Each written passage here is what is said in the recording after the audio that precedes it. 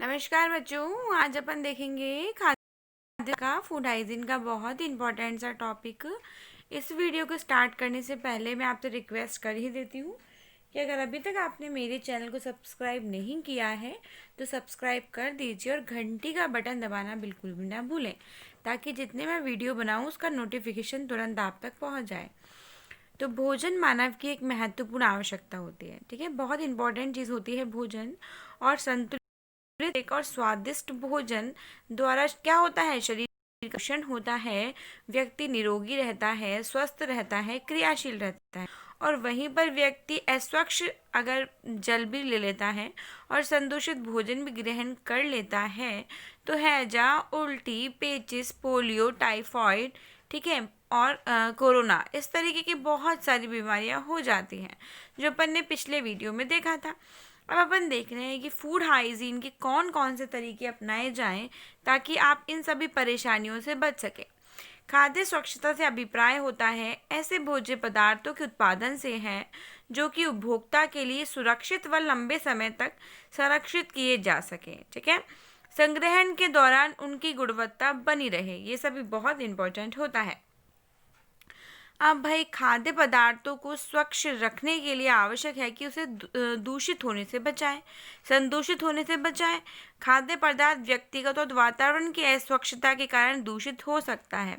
अब क्या होता है, खाद्य पदार्थ में धूल, मिट्टी, कीटाणु, एंजाइम, ये सभी चीज़ें होते हैं। अब भाई, खाद्य पदार्थों में कई जगह पर जैसे आप बना रहे हैं, पका रहे हैं, परोस रहे हैं, खराब गंदे बर्तनों में आप परोस रहे हैं, आपके जिन बर्तनों में आप बना रहे हो वो साफ़ नहीं है, उपकरण साफ नहीं है, तो भोजन क्या हो जाता है, भोजन संदूषित हो जाता है, खराब हो जाता है। अस्वच्छ खाद्य पदार्थ हमारे शरीर के लिए हानिकारक होते हैं, अतः आवश्यक है कि उनके अस्वच्छ होने से बचाए जाए। भोजन को संदूषण के लिए भौतिक, जैविक, रासायनिक कारण व खाद्य पर प्रभाव बहुत इंपॉर्टेंट होता है, ठीक है।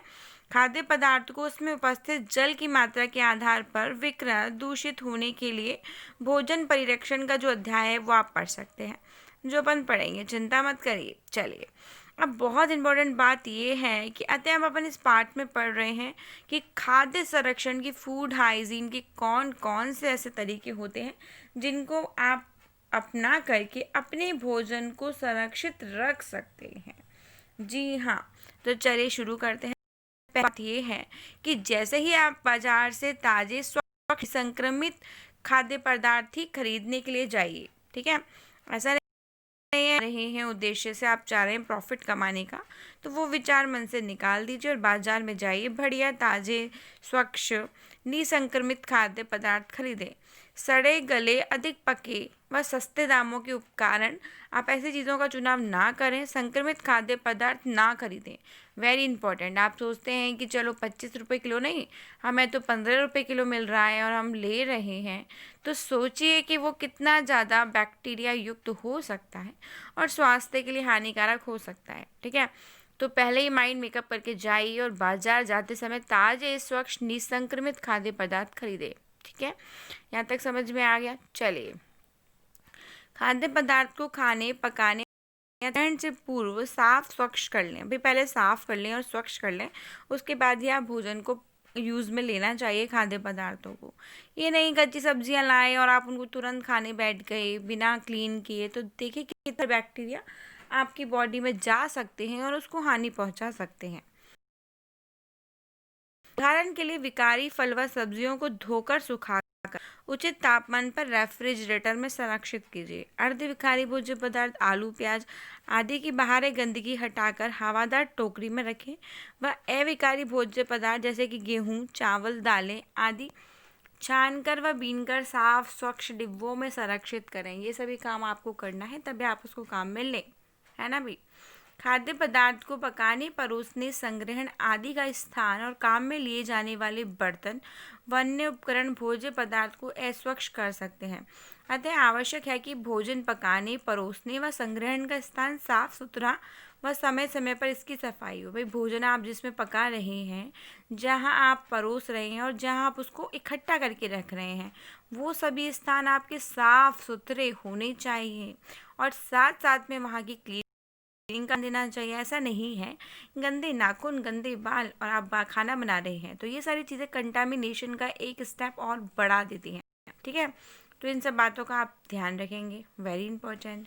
भोजन बर्तन एवं उपकरण, भोजन परोसने संग्रहण के लिए प्रयुक्त बर्तन एवं साफ पात्र स्वच्छ हो। गंदे उपकरण एवं बर्तन में पकाया गया, परोसा, संग्रहित किया गया खाद्य पदार्थ दूषित हो सकता है।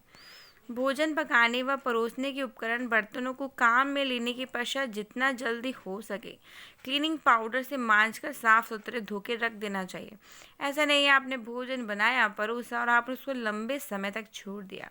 भाई जितने लंबे समय तक आप उसको छोड़ रहे हैं ना, उतने ही जल्दी बैक्टीरिया उसके अंदर आ रहे हैं और वो आपके संक्रमण का खतरा बढ़ा रहे हैं। ठीक है, इन बातों का ध्यान आप स्वयं रखेंगे। चलिए, भोजन को सदैव ढककर उचित तापमान पर ठंडा भोजन व गर्म भोजन गर्म करें। ठीक है, सदैव ताज़ा भोजन ग्रहण करें। भोजन के दूषित होने के तापमान की परिधि 5 डिग्री से 60 डिग्री सेल्सियस होती है। यदि भोजन इस तापमान के अधिक घंटे के लिए संरक्षित किया गया है तो दूषित है, वह खाने के लिए उपयुक्त नहीं होता और इसके बाद भी आप उसको खा रहे हैं तो फिर फूड पॉइजनिंग होगी तो उसके जिम्मेदार आप स्वयं ही होंगे। चलिए, रसोई में कार्य में प्रयुक्त किए जाने वाले कपड़े हैं, जो नैपकिन है या झाड़न है आदि को साबुन से धोकर धूप में सुखाकर प्रयोग में करना चाहिए ताकि वो क्लीन हो जाए। रसोई घर के कपड़े को ढक्कनदार कूड़ेदार में डालें व कूड़ेदार को नियमित सफाई करें। खाद्य पदार्थ को पकाने, परोसने, संग्रहण करते समय व्यक्ति की शारीरिक दक्षता अति आवश्यक होती है। रसोईया स्वयं साफ, स्वच्छ एवं निरोगी होना चाहिए, है ना भाई। जो बना रहा है वही बिल्कुल परफेक्ट होना चाहिए।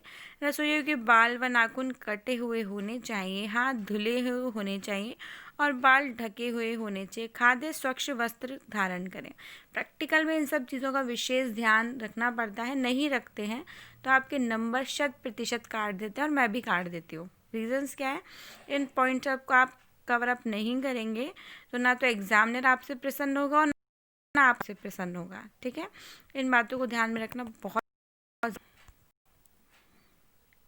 फिर नेक्स्ट है, उसके हाथ पैरों में फोड़े फुंसी नहीं होना चाहिए, कोई चर्म बीमारी नहीं, डिजीज नहीं होना चाहिए, अन्यथा स्वच्छ भोजन के दूषित हो जाएगा। खाद्य पदार्थों का उपयोग करते समय धूम्रपान नहीं करना चाहिए। भाई स्मोकिंग कर रहे हैं, खाना बना रहे हैं तो फिर क्या होगा, फिर आपका खाना दूषित हो जाएगा। सर्दी, जुखाम, क्षय रोग, अन्य संक्रामक रोगों से पीड़ित व्यक्ति से ना तो भोजन पकवाना चाहिए और ना ही भोजन परोसवाना चाहिए।